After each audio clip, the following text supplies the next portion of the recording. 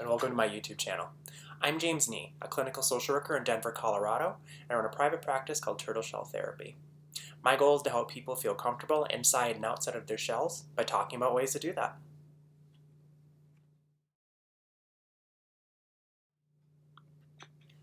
In the last video, I went really in depth on how to stay safe from cyberbullying and gaslighting on TikTok and Snapchat. For this video, I was thinking about doing that sort of in-depth walkthrough through Facebook and Instagram and Twitter's privacy features, but I decided it would be more helpful if I just kind of sat down and we just focused on how to address gaslighting and cyberbullying when it's happening to you. So most social media platforms have the features that we talked about in the last video. A lot of the privacy features and safety options that you'll find platforms will offer include reporting, blocking, or making certain posts private from specific people. You also have the option to completely ignore the person and not respond to them or engage with them. And you also have the option to talk with them and engage with them. And you have control over how you do that. We don't always have control over the other person or that person talking to us unless we use privacy settings. And we can't control what they say, but we can control how we respond. So, how do you know what to do? That could be different depending on the person that's involved, the situation and the context of what you're talking about.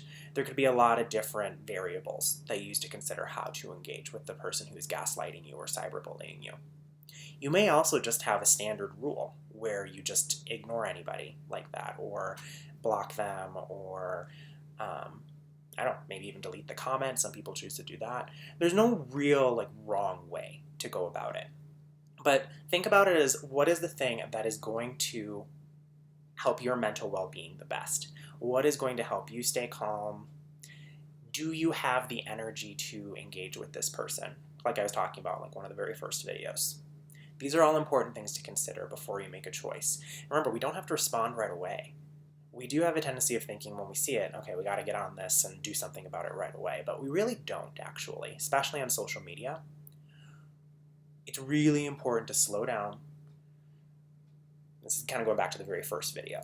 Slow down and just really validate and think, okay, how am I feeling about this? Why am I feeling this way? What's bringing up these emotions from what this person said? Honor that. Think about it, but don't get sucked too much into it as it's the only possibility. Because we also want to try and look at it objectively. So a lot of times our first response is to look at it subjectively through our emotional brain. That means it's very personal. We're looking at it based on some assumptions or maybe guesses that may be educated based on past experiences.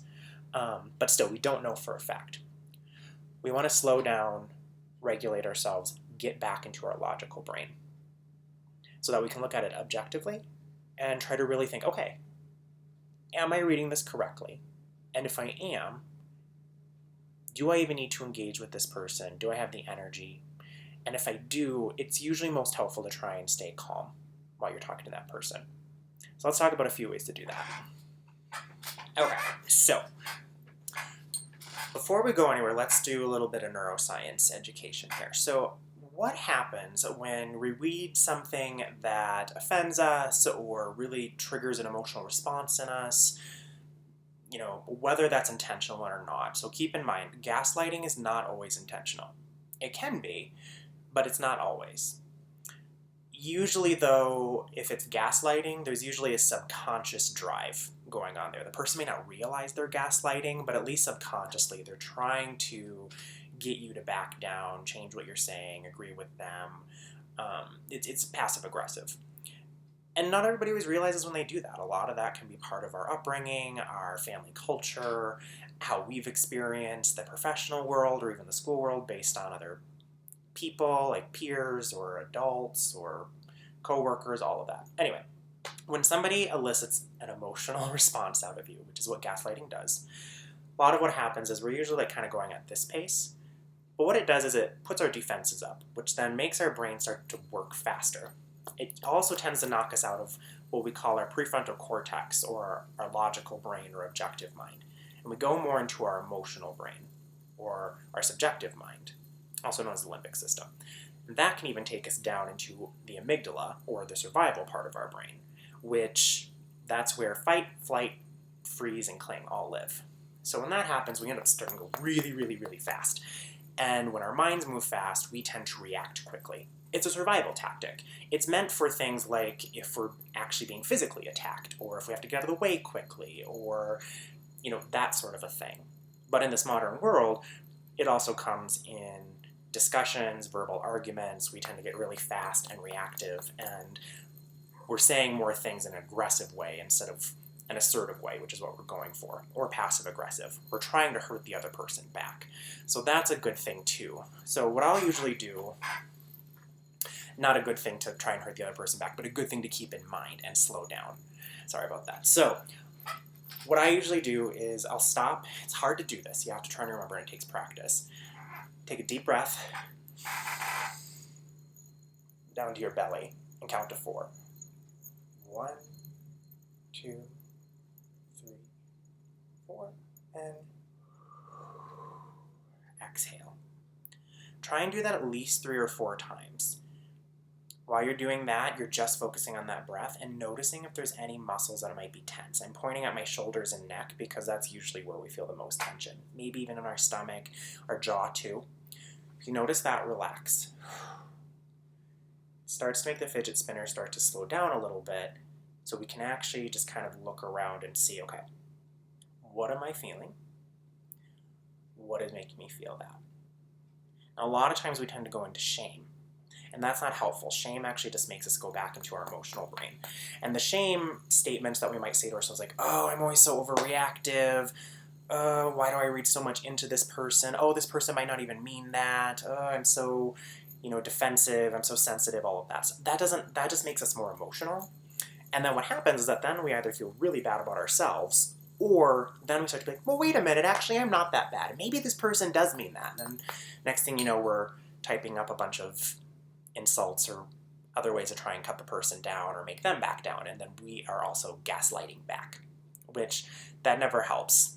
I guess, going with the gaslighting scenario or metaphor, if you're getting gaslit, throwing more fire on it isn't going to make it any better. It's just going to make the conflict bigger and more raging and faster. So, deep breath. 4.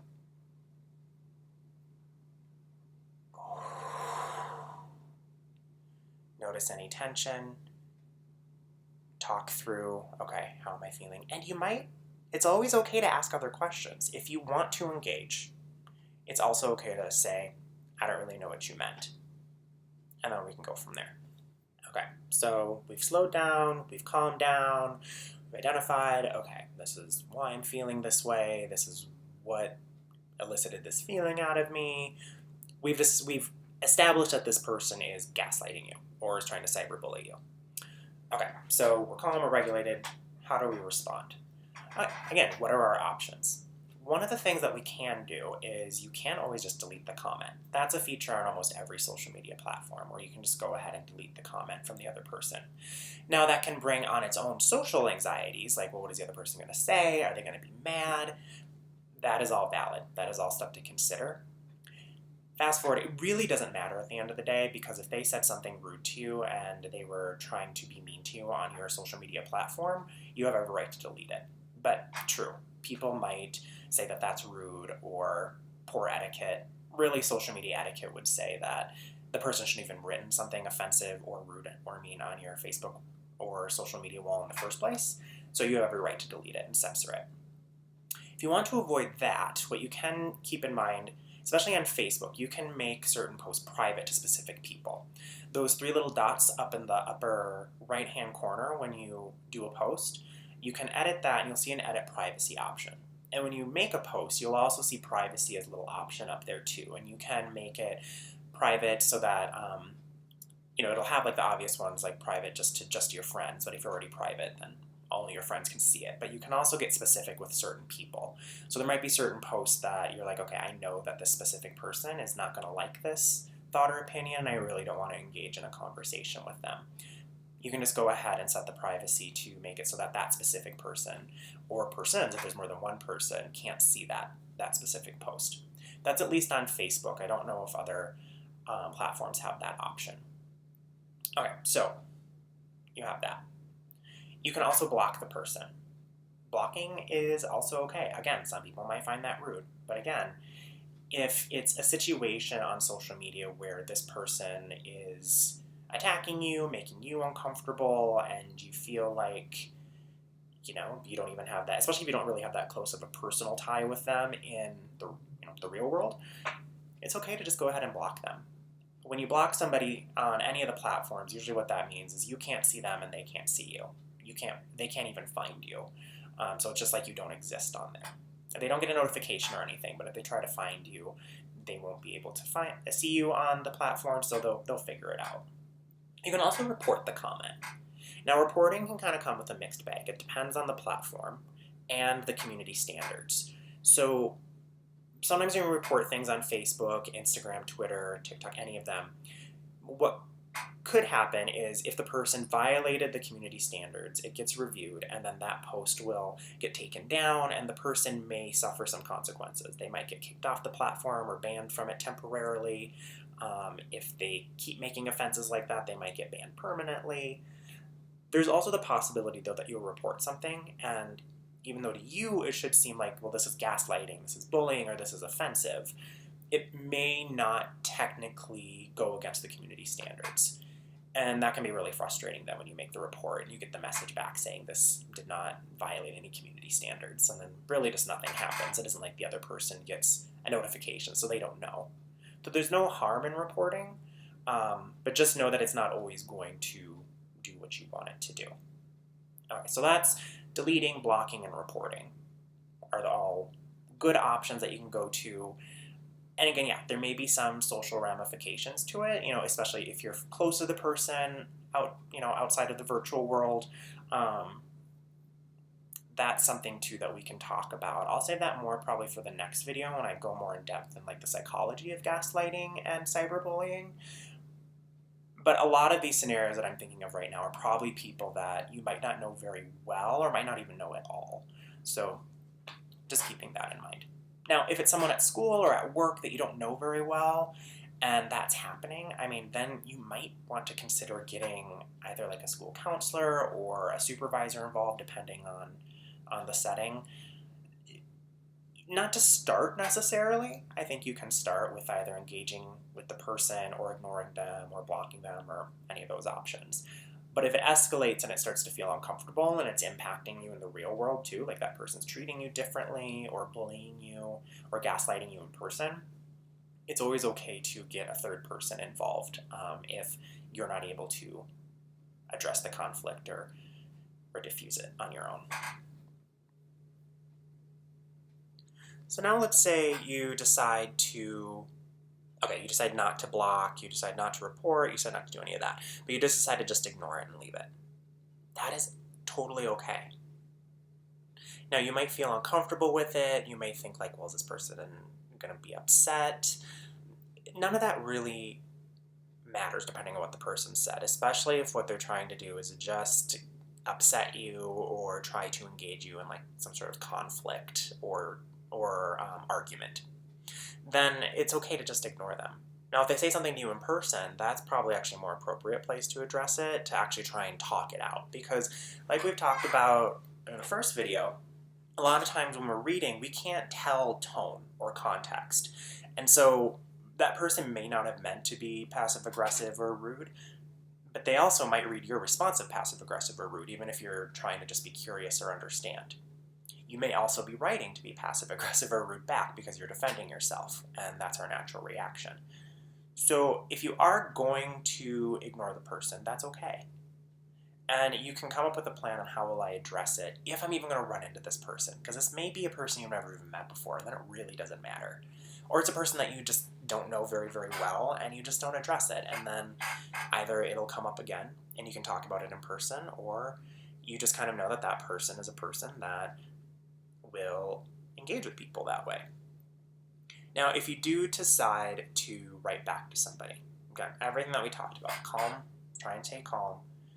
Try to make sure that with what you're responding, it's like if they're questioning something that you're saying, being assertive means that you just kind of stick to the information. We're not going to put any jabs or passive-aggressive remarks. We're not going to try and make the other person feel bad. We're just letting them know our thoughts on something. And always bring it back to that. So as long as you can just keep it down to like a sentence, like, this is my point. A person who's gaslighting or cyberbullying is going to try and find ways to get you off subject, try and make you question yourself, and try to confuse you. Again, that might be intentional, that also might be subconscious. The person not doing it on purpose, but it's more of like a learned behavior. And not your problem, that's more for them to work on. But you'll have to navigate it while you're with the person. So as you're writing to the person, just usually keeping it short and to the point is helpful. Trying to use language in there like kind of neutral language, like, well, this is, you might have misunderstood, this is what I was saying. We can go for positive intent. What positive intent means is making the assumption that somebody has a positive or neutral intent, not that it's always negative. So we could just assume the person misunderstood you, they're not understanding what you're saying. You could also say, I'm not totally understanding your comment here. Could you elaborate or explain? I'm not sure. That's also okay. If they take that as passive-aggressive, or you trying to be passive-aggressive back to them, that's more about them, especially if you're just asking a question. So I guess really kind of the rule of thumb, if you're going to respond, is stay calm, stay to your point, try not to engage in any name-calling or any other gaslighting behavior. If what you say, if you can feel that part of the intention in it is to try to make that other person feel bad, don't say it. Take off the emotional part, the attacking part, and just talk about the assertive part. Really hard to do. That's why you want to honor the emotions and not shame the emotions that we have that are coming up. They're there because emotions are there to give us information about something that might be happening and about how we're feeling about something that we think might be happening based on the information we have. They're not bad. They're there for information. So we can take that information, slow down, make sure we're in our objective brain or prefrontal cortex, and just take that as possible information. This person upset me. This person may have even made me feel like they think I'm not intelligent, or I don't know what I'm talking about. I know what I'm talking about. And if I don't, okay, I can look into this information to see if what I'm saying is maybe wrong, what this person is saying is correct. That's, we can do that. This person doesn't have to be rude to me, and you're also allowed to address that. You can say something to a gaslighter to the effect of, I see that you disagree with me. I'd appreciate if you didn't insult my intelligence for that. That's totally reasonable to ask, and if they are belittling you or condescending back, that's kind of your answer that that's all you're going to get from that person. And then that's the time to disengage and to just, probably reevaluate your relationship with this person. Because if the person is going to be condescending to you and keep gaslighting you when you're trying to stay calm and mature and have a discussion with the person, that says a lot more about that person and where they're at emotionally and what you're going to get from them. So all you can take that as information as, okay, this person does not want to have this conversation, and I am going to process my own emotions about that so that you can let that go. You're not saying this to the other person because they don't care, but you're saying this to yourself.